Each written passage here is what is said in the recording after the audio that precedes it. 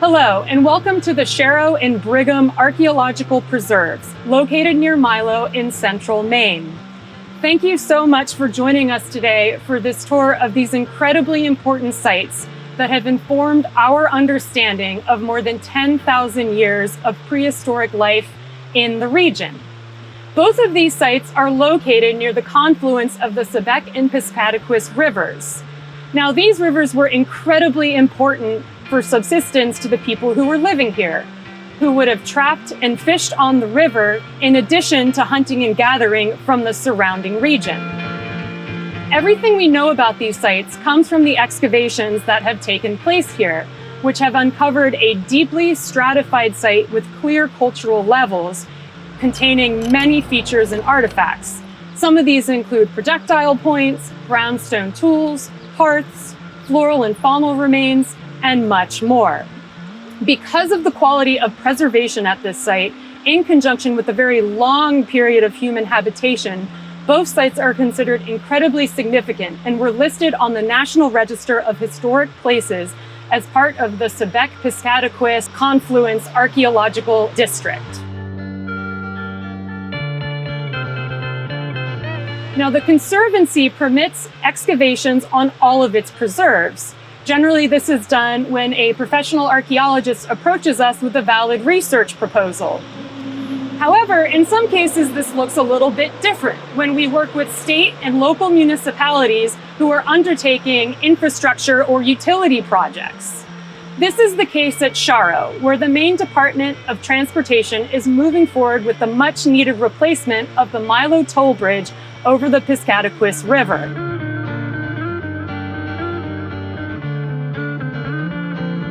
We were able to work with the Maine Department of Transportation and the Maine Historical Preservation Commission to develop a plan in which we will undertake excavations on a portion of the site to mitigate the potential impact of new construction.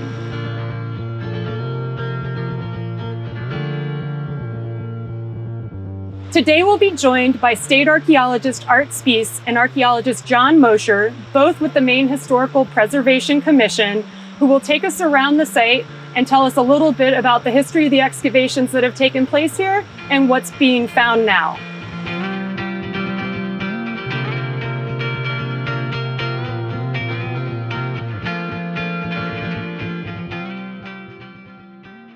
We're in the National Register Sebec-Piscataquis Confluence Prehistoric Archaeological District in Milo in central Maine.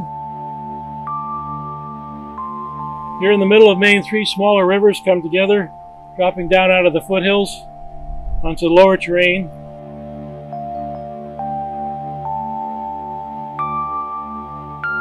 And for 10,000 years, periodic floods have deposited river silt and built up deposits with 6 feet or more of stratified archaeological layers on these river shores.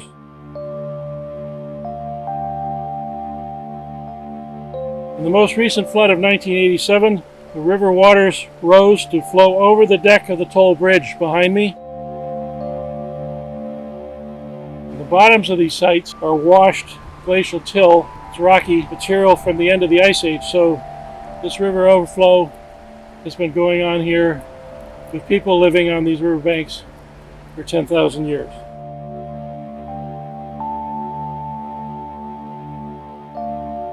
The National Register District area of 42 acres of river and riverbank contains 5 stratified archaeological sites that record Native American life from just after the end of the Ice Age until Europeans arrived.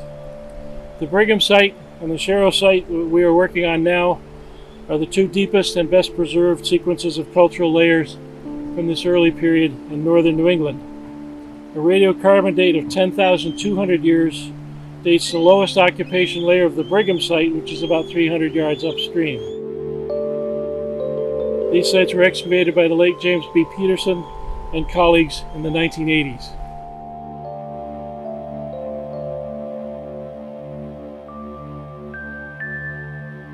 The Indians who lived here were hunters and gatherers, living in a densely forested environment and traveling by canoe and on foot.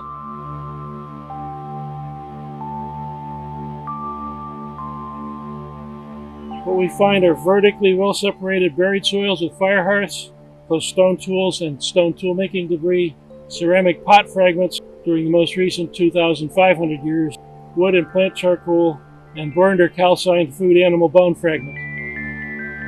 The acid soil destroys unburned bone, so the archaeological bone is a record of food animal bone that was deliberately tossed into the fire hearths.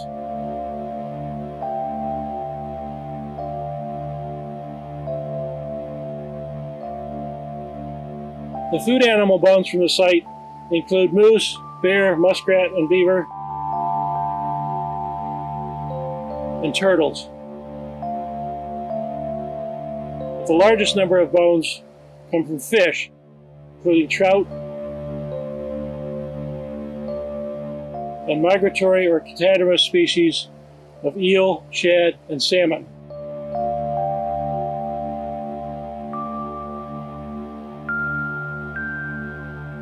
The Sharrow Site is located at a narrows or rips or rapids in the river, and it's a perfect place to harvest fish runs.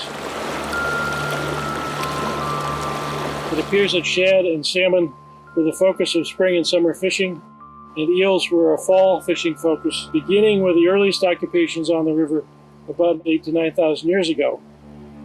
It is likely that there was a fish weir or some sort of fish trap, maybe built with stone, associated with these rapids, rebuilt and repaired and reused over millennia.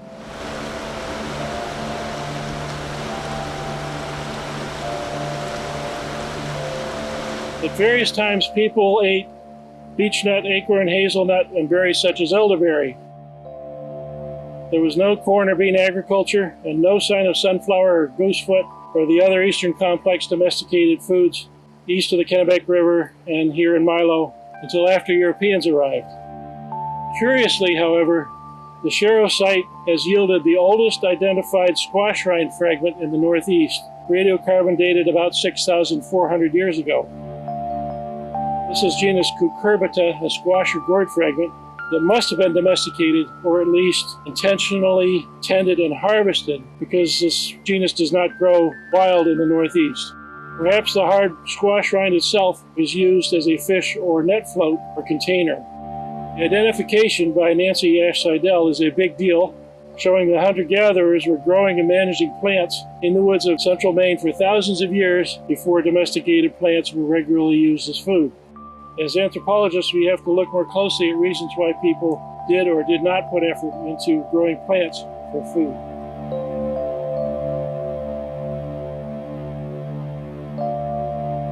Identified charcoal and animal bone can be read as a local paleo-environmental record and Indian economic record over these 9,000 years. The local riverbank forest was mixed hardwood softwood of fir and pine, oak and maple, birch, beech, ash, basswood, and elm, with some minor variation as climate warmed and then cooled in recent millennia.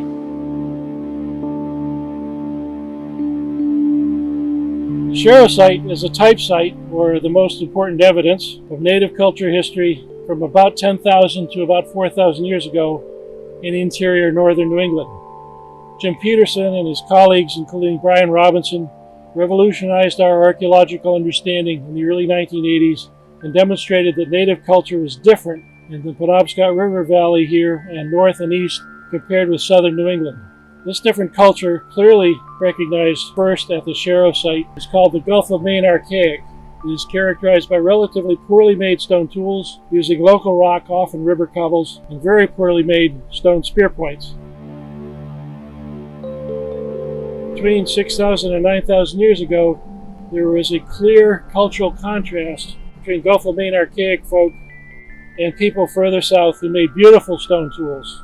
We suspect that the Gulf of Maine Archaic folk were arming their spears with ground slate and ground bone points, not flaked stone points. In any case, by 7,000 years or so ago, the cultural boundary between these two cultures was the Kennebec River, which is west of here, with southern Maine and southern New England, and the Atlantic seaboard as far south as the Carolinas being related groups, and the folks here in the Penobscot River and east and north being different. We don't know how these groups were biologically related and how they may be biologically related to the modern tribes here today because of lack of ancient DNA studies. We can assume that there is some continuity based on modern Wabanaki traditions, but the details are not yet available with science.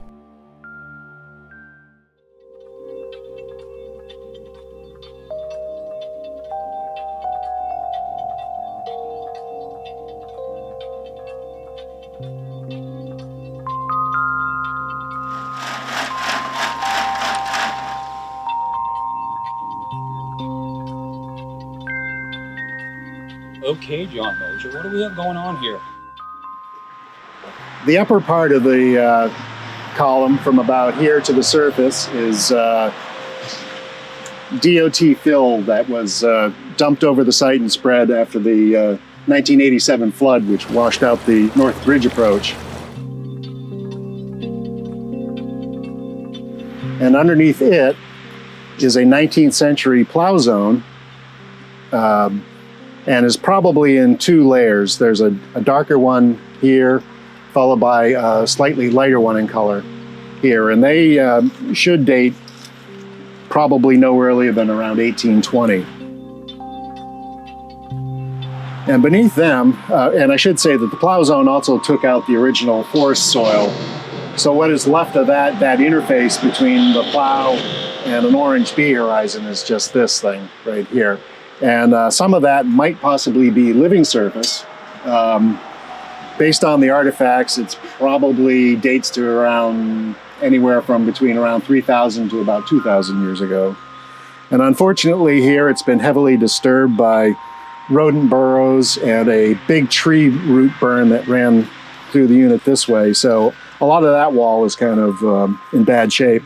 But over here, we got probably original living surface here. So this would be the early ceramic period. So that would be 3,000 to about 2,000 years ago, followed by probably some bee horizon development beneath it. Again, more root burn and that kind of thing. But then we've got a second big horizon here that we've identified. We called it Feature 15 because it was absolutely loaded with burned animal bone, charcoal, and probably some flake stone for making tools. And that, interestingly enough, makes a big dive down here. It's sort of conformable to the way the landform is. And then it terminates on these stones that were in it.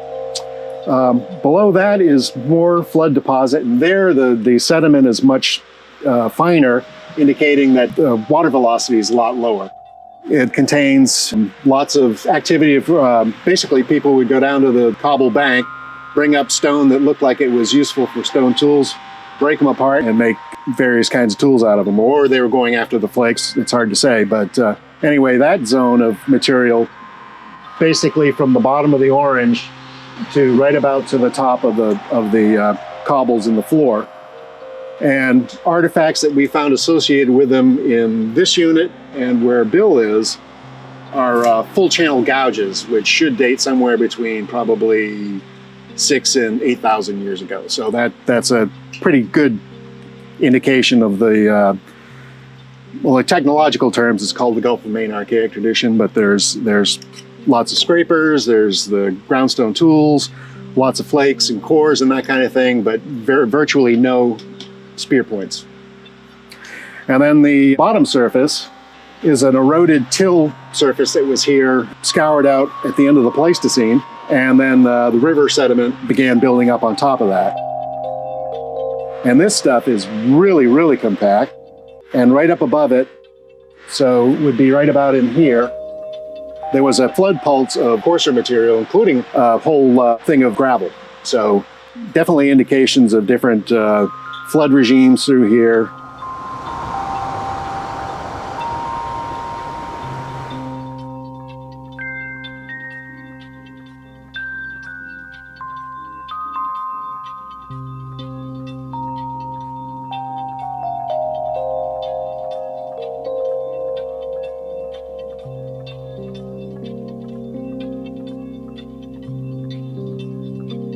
Working our way from the youngest to the oldest artifacts that have come out of the excavations this year.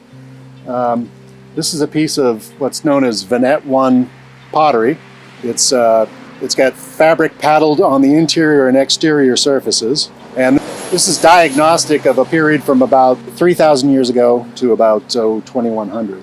Along with it, different unit, but probably the same time period, is a drill. So it's a stone drill flaked on laterally both this way, and then the tip is missing. But this was found in the plow zone, so probably contemporaneous with that, but almost impossible to say. So down below the ceramic period level, so into this top stuff that I pointed out earlier, we got what's Susquehanna tradition. And this is the tip of a Atlantic phase biface that would have been about, probably something about like that size. We haven't found the base of that yet, but hopefully soon. So this would be probably around 3,800 years old to about maybe 3,500. Below that is the Gulf of Maine archaic material, so that's lots of the quartz and rhyolite flaking debris that just covered everything. An example of this is an exhausted quartz core, and based on the size of the flaking scars on it, probably the goal was to obtain flakes to use for various kinds of other tools. This is probably in the order of 6,000 to 8,000 years. Those are all little rhyolite flakes, see? But the raw materials transported down here by the glacier.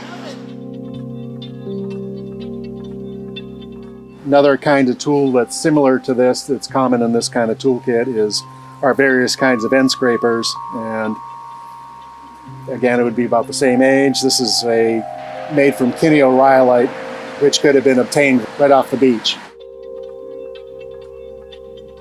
We've also got various kinds of fragments of groundstone. Hard to say what this was going to be, although it looks like it might have been part of a gouge because it's kind of scooped out here. But we have an even better one. Is this. This is the pole end of a full channel gouge that would date to about 6,000 to 8,000, and possibly even older. But it was probably broken during use, making who knows what, dugout canoes or whatever. A significant amount of damage. And all of this marking here is pecking to shape it, and then this was carefully ground out with an abrasive stone.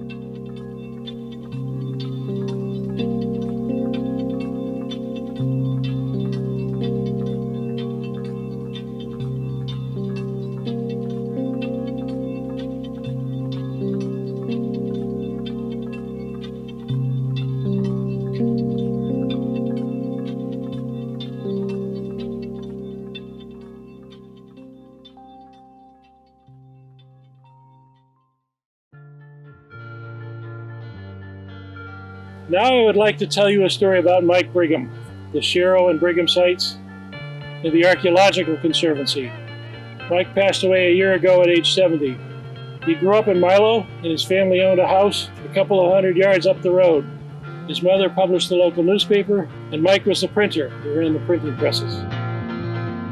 He went to the University of Maine, studied anthropology and archaeology, and was a Maine Archaeological Society board member for about 40 years.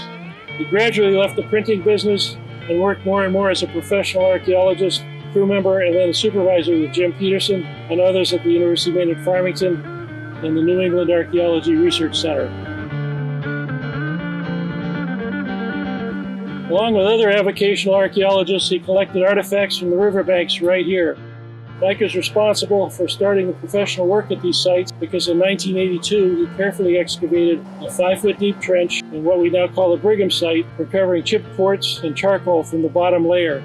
We ran a radiocarbon date on the charcoal, and it came back 10,290 years, plus or minus 400. That got everyone's attention and started the professional testing of these sites. Later, Mike bought the Brigham site personally to have as a woodlot. Then in 1999, he sold the Brigham site to the Archaeological Conservancy at cost, and he convinced the Sharrow family to subdivide off 7.5 acres and sell the Sharrow site to the Conservancy as well. So without Mike Brigham, we would not be sitting here today, and we would know a lot less about Maine archaeology.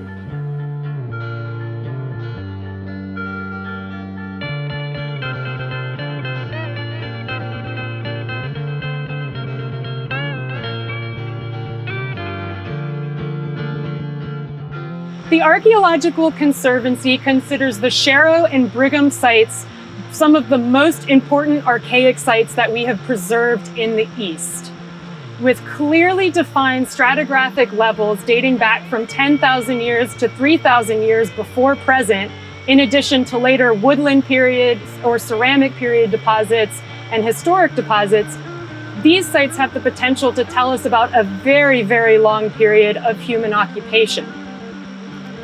We were fortunate enough to acquire these two sites about 20 years ago in 1999, when Olga Sharrow, the previous owner of the Sharrow Site, agreed to sell the property to the Conservancy for permanent preservation. At that time, Michael Brigham, who had acquired the Brigham site, as we learned earlier, also agreed to divest that property to the Conservancy so it would be permanently preserved and protected in perpetuity. The research on these sites, including the current work that's taking place on Sharrow, has tremendous potential to help us better understand the people who lived here and how their cultures and technology changed over a very long period of time. In addition, this research can inform other aspects of that time period, including climatic change, the importance of these rivers for settlement, and how people shaped the environment around them. So thank you so much for joining us today. I hope you enjoyed your tour.